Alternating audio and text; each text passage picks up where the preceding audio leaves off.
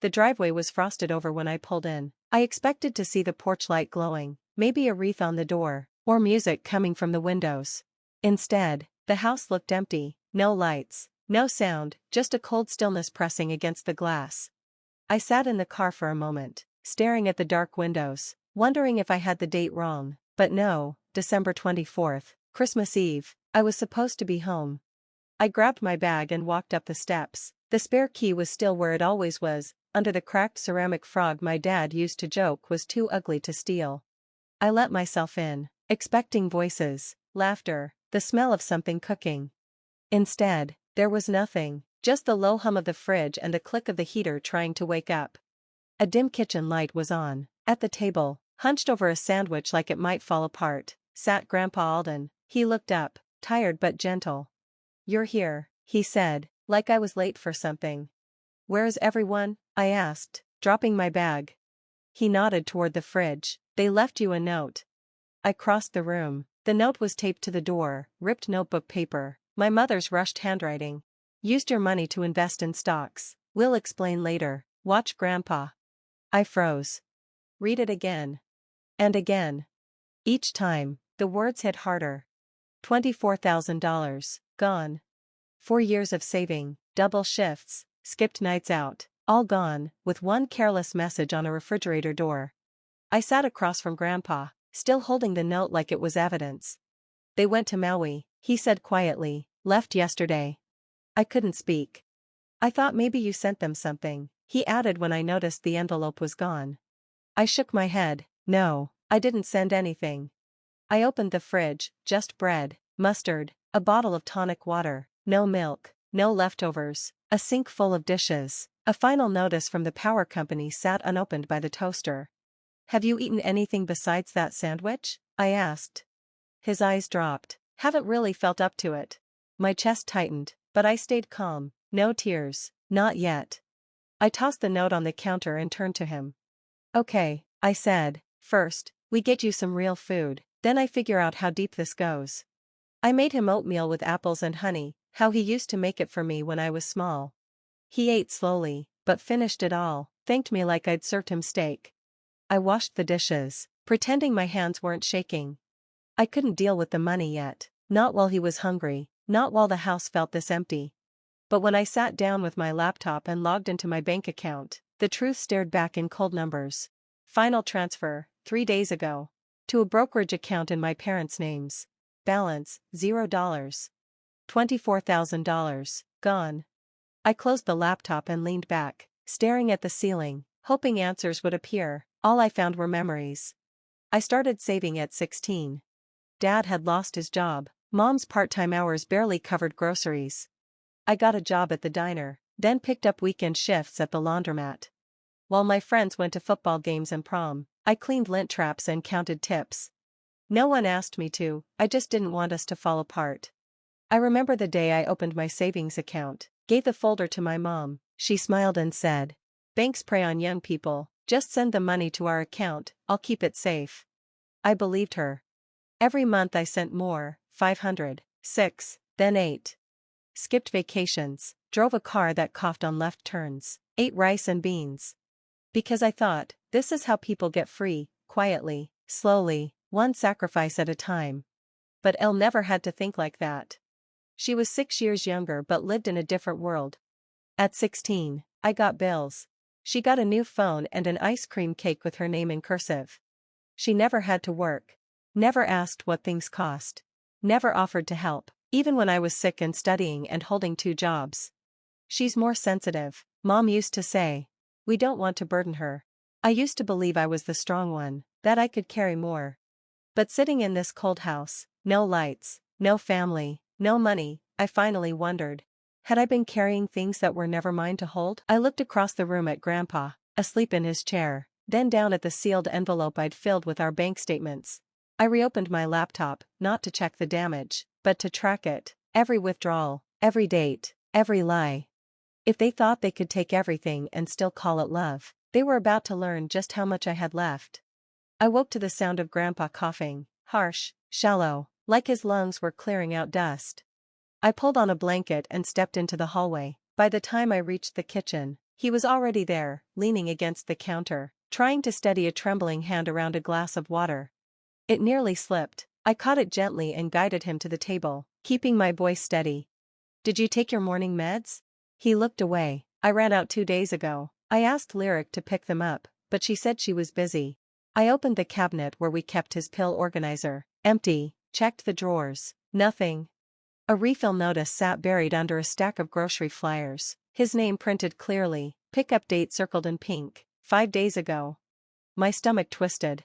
As he sipped his water, I moved through the house, taking stock. The sink was full of crusted dishes, the fridge held expired yogurt, a half jar of pickles, and old takeout containers. The bread was moldy, the fruit bowl held one wrinkled orange. By the front door, a stack of unpaid utility bills, one stamped in red, "Final notice." Lyric had been here, her jacket hung on the rack, her makeup bag sat on the bathroom counter. But any trace of care was missing. The guest room she used was tidy, too tidy, but under the bed, snack wrappers, an empty wine bottle. Back in the kitchen, I opened my laptop and pulled up 6 months of bank activity. The pattern emerged slowly, small amounts at first, 100 here, 200 there, groceries, emergency. Later, larger transfers, one marked investment opportunity, another, flight confirmation. I didn't recognize most of it, but the dates matched perfectly. They'd taken the money slowly, like a test, then they emptied it in one final pull. Grandpa sat silently, then, softly, "I'm sorry, Mara, I should have told you, I didn't know how." "You knew they were taking your money?" I asked. His eyes welled. "Not right away. Last year, when they started remodeling the kitchen, they said it was just a loan, promised to pay me back, but there was always something, Connor's tuition, Lyric's car. Eventually, I stopped asking. The ache behind my ribs came sharp and sudden. They hadn't just taken from me. They'd used him, too." With soft voices, "Old trust." I reached across the table and took his hand. "Then we stop asking," I said, "and we start protecting what's left." He nodded, slow, sure. I opened the envelope and laid out the first page of records. I didn't call them. Not when I saw the brokerage transfer. Not when I realized Grandpa's meds were overdue. Not even when I found the overdraft notice tucked behind a Red Lobster coupon. They knew what they'd done. They expected me to clean up the mess, like always. Instead, I opened a new folder on my desktop, damage control. Every receipt, every transfer, every date, logged. Photos of the empty fridge, the moldy bread, the overdue bills. Scans of pharmacy alerts, power shutoff warnings. The untouched prescription bag with Lyric's name on it. I pulled screenshots of texts from my mom, phrases like "We're all in this together and you're so responsible. It's inspiring." I added those too. Then I emailed Rachel. She replied within an hour.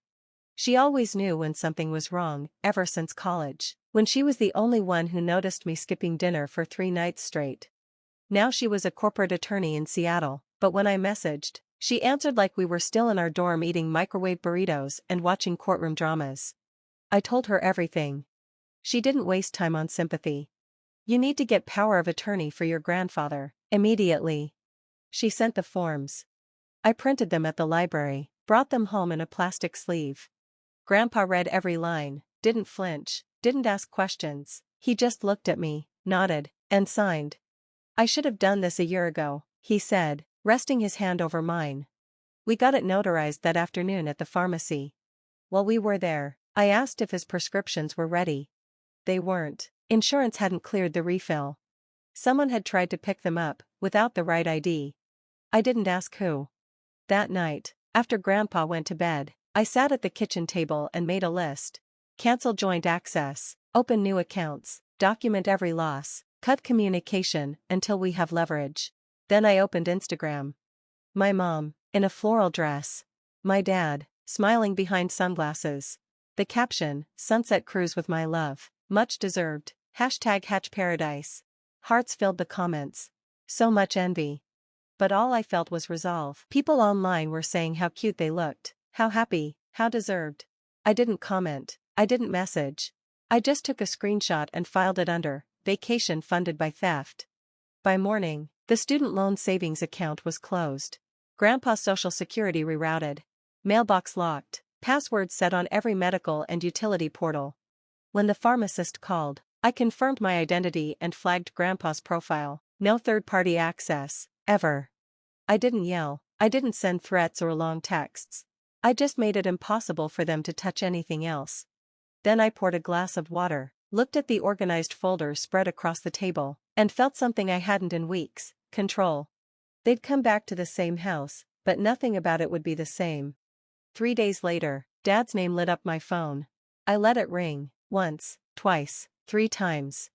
On the fourth, I picked up, not to reconnect, but to measure the desperation. "Mara," he breathed, "thank God, we need to talk." I stayed silent. The market crashed. We didn't see it coming. Look, it's complicated. We just need to get through this week. We'll fix it, I promise. Waves or fountains echoed faintly behind him. I pictured him on a hotel balcony, still sunburned, still stunned. "We lost nearly everything," he said. "The fund is gone." I looked at the folder beside me. Everything labeled, protected, accounted for. "I just need a small loan to stabilize things," he said. "We'll pay you back, of course." Still, I said nothing.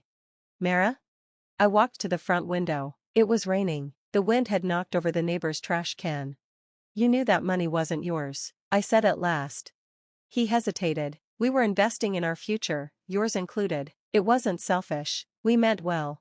"You thought I wouldn't notice," I replied. Another long pause. Then, "Just send something, please." I hung up. That night, after Grandpa went to bed, I typed up a formal notice, printed it, and sealed it in an envelope. Then I drove to their house and taped it to the front door. "Access revoked. Unauthorized withdrawals documented.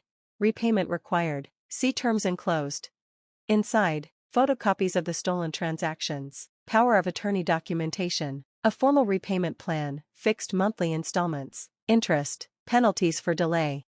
I didn't wait for them to find it. Didn't care if the porch camera caught me. They made this about money, so I'd treat it like money: cold, factual, enforceable.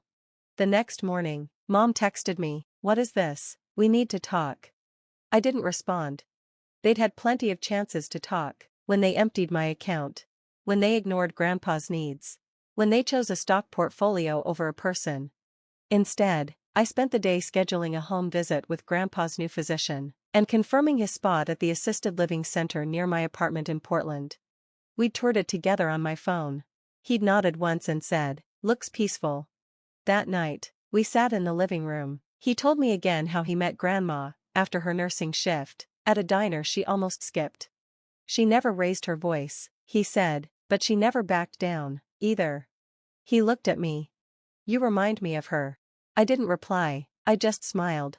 2 days later, they came home. They arrived early. Dad's truck, then Mom's car. No bags, no welcome, just heavy silence. I opened the door before they could knock. Mom stormed past me. Dad followed, holding the envelope like it was contaminated. "What the hell is this?" he asked. "You humiliated us," Mom hissed. "Our neighbors saw that. You couldn't wait until we got back." "I waited years," I said calmly. "Don't get sanctimonious," Dad snapped. "That money was for you. We were trying to help." "No," I said, "you were trying to control, and you failed." Grandpa entered quietly, leaning on his cane. "You're being manipulated," Mom started, turning to him. "She's filling your head with." "You already took everything," Grandpa said, steady as steel. "She's just giving it definition." The silence that followed was cavernous. "We were under pressure," Mom whispered. "We did what we had to." "No," I said, "you were reckless, and now you're facing consequences." Mom's voice broke. "How can you be so cold after everything we've done for you?" I met her eyes. "This isn't cold, this is clear. You called it love, I called it survival. But now I call it theft." Dad opened his mouth to argue, but Grandpa raised his hand. "That's enough." They fell quiet. And suddenly, they looked like strangers in our home. Correction, my home. 2 weeks later, Grandpa moved into Oak Haven. His room had sunlight, a recliner, a shelf for his crossword books, and the framed photo of Grandma he always kept nearby. I visited every other day, sometimes with groceries, sometimes just to sit. "I don't miss the house," he told me once. Just the quiet parts of it. My parents didn't call. Lyric disappeared. I heard the house went on the market a month later. Great bones, needs updates, the listing said. I didn't disagree. I started rebuilding. Small deposits, slow and steady, an account only I could touch. Some nights, I worked extra shifts. Others, I sat cross-legged on my apartment floor, sorting papers, building a life I finally owned. One morning, on my way to work, I passed the old house. A crooked for sale sign stood in the yard. The windows were empty. The porch was still cracked. Dad's "I'll fix it" promise never kept. I didn't slow down. But I did smile. Because some houses aren't homes. And some families only exist to show you exactly who you'll never become.